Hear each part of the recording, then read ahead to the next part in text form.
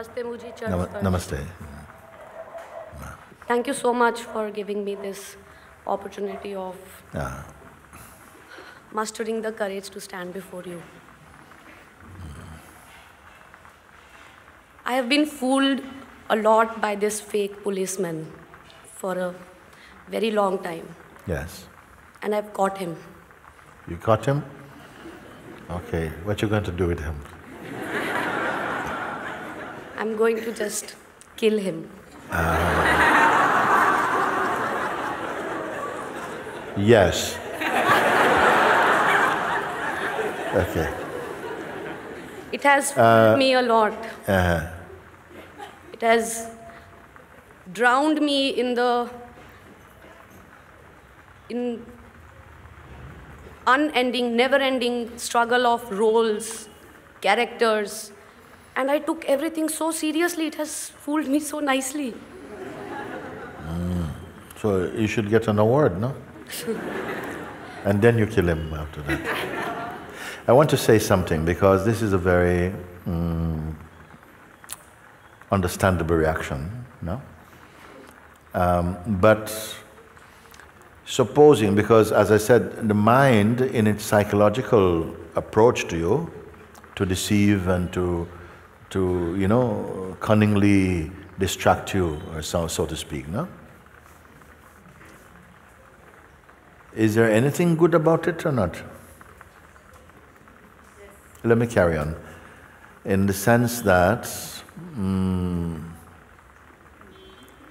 it can only attack or intimidate the idea you have of who you are, your self-image.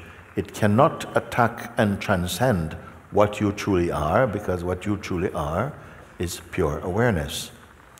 It has no second, it has no competitor. You see, the devil, as we say, is no match for God. It's not like there's God and the devil. The devil is something much, much lower. God means supreme consciousness. So, if this force, which we call the mind, has a certain range within which it can operate, and that range is when the consciousness that is appearing in human aspect believes itself to be the person it thinks itself to be, yes? And the dreamer, the pursuing things which are perishable, thinking itself to be great, thinking itself to be nothing, all of these things that we go through.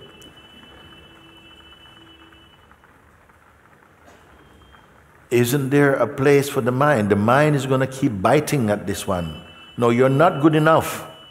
You're not this, you're not that. He bites, bites, bites, bites. And its biting compels you to go to higher ground, where you are free from his molestation. Higher ground means to become in such a way to a place where you are above and beyond the range of his attack. And that place can only be your true self. Then would you prefer if in the state of personhood, a state of delusion, there was nothing to threaten it, so you would just continue living in your dreams and your delusions and there's nothing to challenge that? You see where I'm going with that? So to some extent the mind is not trying to help you, that's not his role. He's trying to defeat you for as long as you take yourself seriously as a person. And it's very smart. Yes, yes. Very smart. Very smart. But Mooji, I want to clarify something from you. This is my third season here, yes. Although I spent short durations. But every time when I went back from here, a storm, a tornado just hit my life all 3 times, all 2 times. This time is yet to see. But all my detachments, or attachments I would say, my attachments were challenged. And with your help, and of course my husband's help, I stabilized in that state and I could see myself taking that decision, okay, this needs to be detached, enough. What needs to be detached? The relationships, the very close relationships. The storm was blowing against that or against the truth? It was blowing against that. Yes. We must understand something, no? Because very often when a great moment of seeing, some profound seeing take place of this nature, you may have heard me say, a storm is coming. What is this storm? To test your seeing, it's going to come. And we often experience like, whoa, it's like, something is compelling you to act from the person, to live from the person, to feel attacked as the person, you see? But you have to remember, even the strongest storm is still only a movement in the unmoving awareness itself. And can anything be so strong that it blows away not just your conviction, but your proof of seeing? And that's how you'll be tested. Otherwise, maybe you leave and you just become a bit complacent. I've done it. Top of the world. But something comes and shakes this mighty oak is shaking. Branches are breaking off like this. So what's to be done? Maybe something feels, now that I've conquered the mind and know I am, that's the end of things. From now, plain sailing. I can book my place in heaven, everything is fine. But somehow the storm comes. And the storm comes what? It's up to you to see that the storm comes to weaken you or to strengthen you. You choose, you see. The storm comes, it's tell you, you didn't really do it, and you're about to lose everything. Everything you have, you are going to lose now. And you say, well, who is it speaking to? What's left of you for the mind to be intimidating? Then he's still showing that perhaps here and there you have your little stash, hideout someplace, and he's going to blow those up. You're looking, oh yeah, and you have a chance to see, yes, this can be seen. You see? In the earlier talk we had just now, something got left out. I'm reminded of it now. It is like, if you have really seen, why should the mind be coming and this type of thing? And these things are still, the mind is still coming. Yes, it's fine, the mind is coming. He still has last work to do. He swept the floor clean now. Now the floor is clean, he's about to dust the mirrors also. He has to sort of shake out the curtains and everything. You see? Don't worry about it, let him stay. He cannot stay longer than you. You are not staying, you are here. He's a visitor, he can only come and go. So like this, you are using all these things to clarify just how perfect the self is, actually. It is not, it doesn't have anything it's attached to protect attachments. Now that may sound a bit cold, but my attachments mean that I care. Is there anything caring more for the world, for the universes, than the self? If we started to dig a hole here with a big machine and we go right down to the center of this planet, you may find some creature moving there. He puts it there and provides also some means through which it can live and enjoy its existence also. How much more taking care of you, who have within you the capacity to introspect and to contemplate, to meditate, to discover, you see. We, as much as we are too much locked into our own self-image, we are blind to the truth of who we are. Something brought you here, and in this environment is intensely focused on the looking at what we are not and to try and see what we are. I put that to be the most auspicious discovery possible in the human kingdom.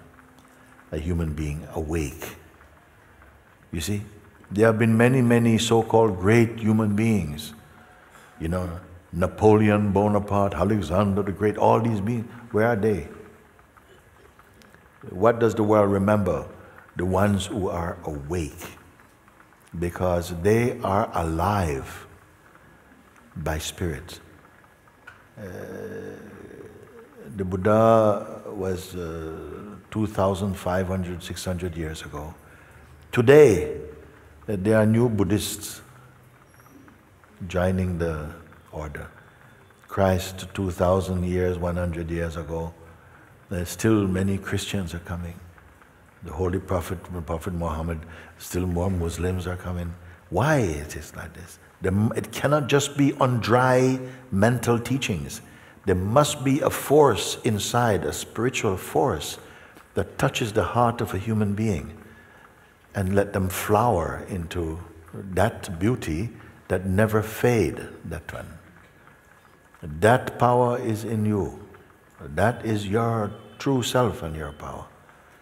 And this life is for finding that. And this is what is happening.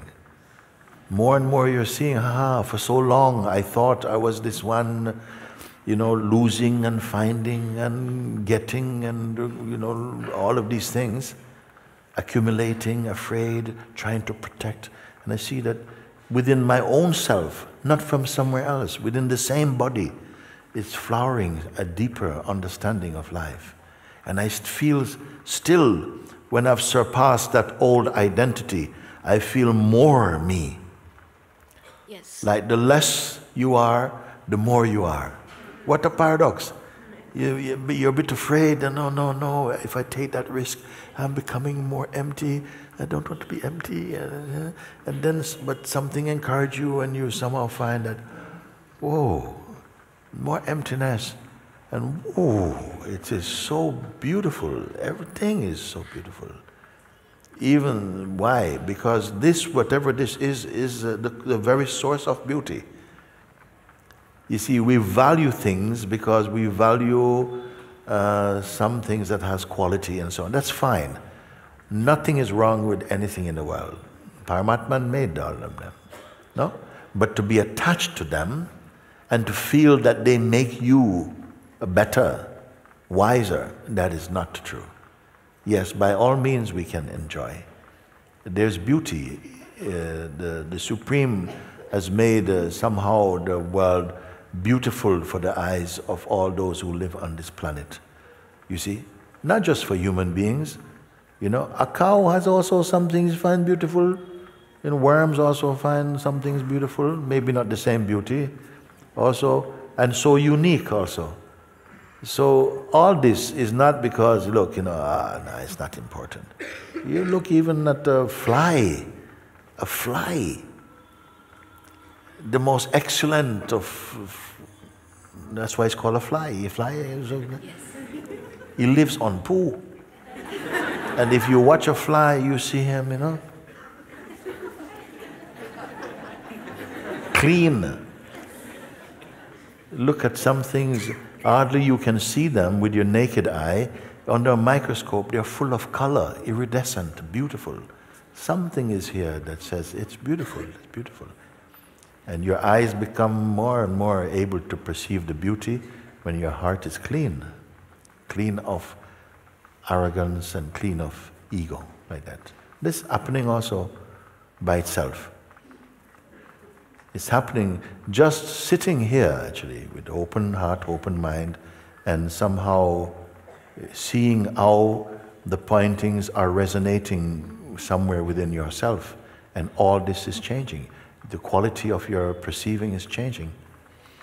Yes. The joy inside you is heightening. What are you doing? Understanding is the key also. It shows you your true position.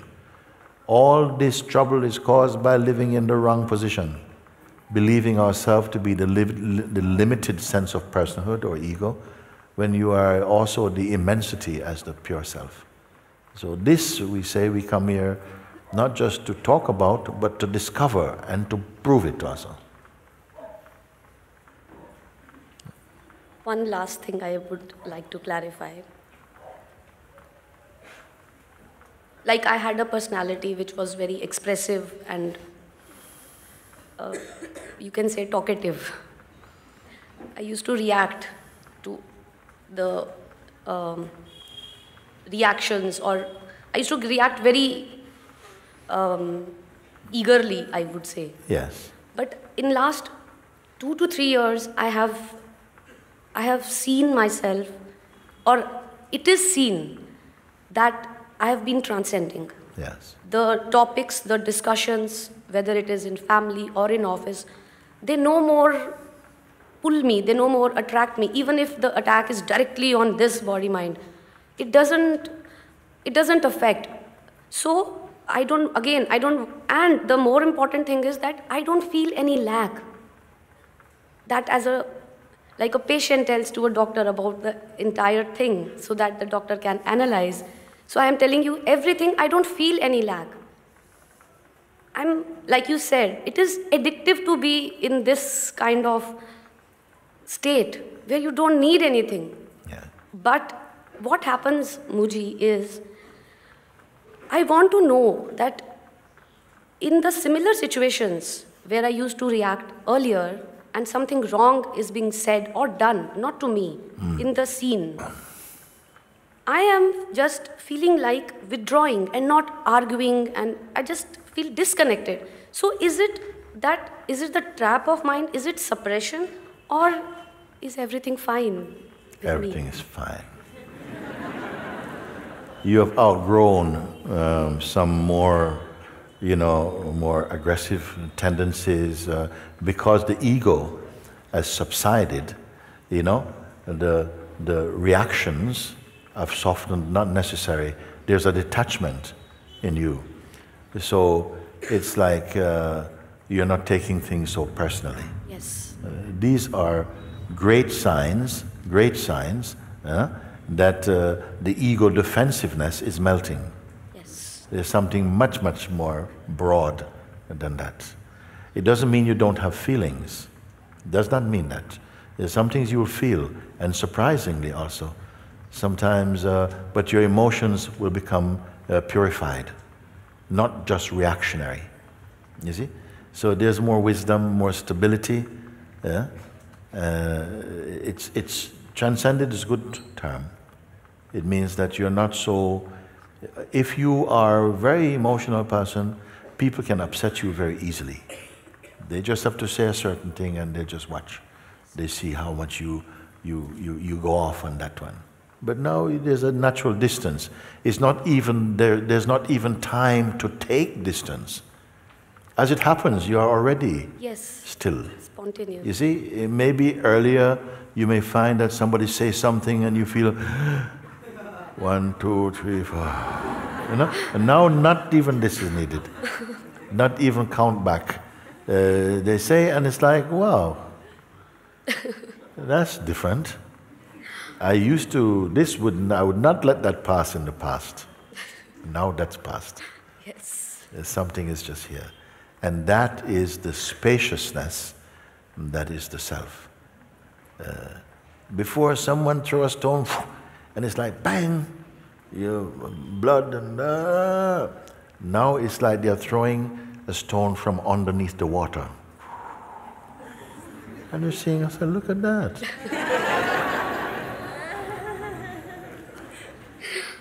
It's very good. It's very good, and it will continue becoming even more refined without any cynicism.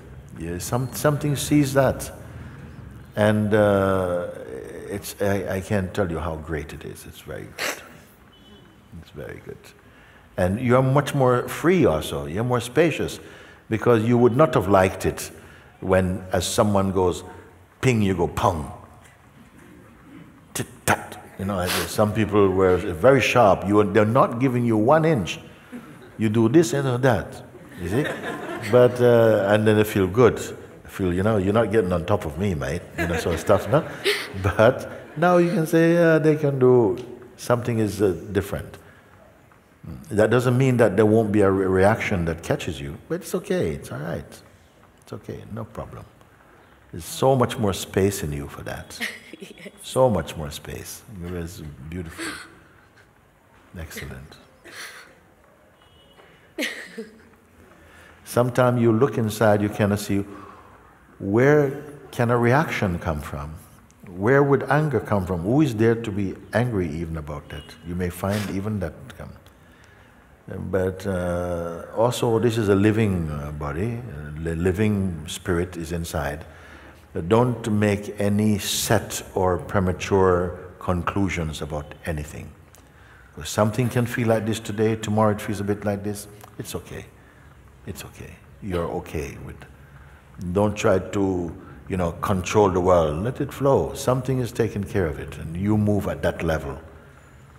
Very good. Thank you, Mooji. Charan Sparsh. Thank you, thank you. Some things happen in life that they happen so powerful that you don't have time to learn. Instantly you're changed. The impact of some experience is so powerful, you don't have time to grow. Instantly you're changed. But we really will ask for that type of grace. You see? So God in God's wisdom gives it to you. You see? So quick, bang! It's already, you're in a new, fresh place. Higher place also.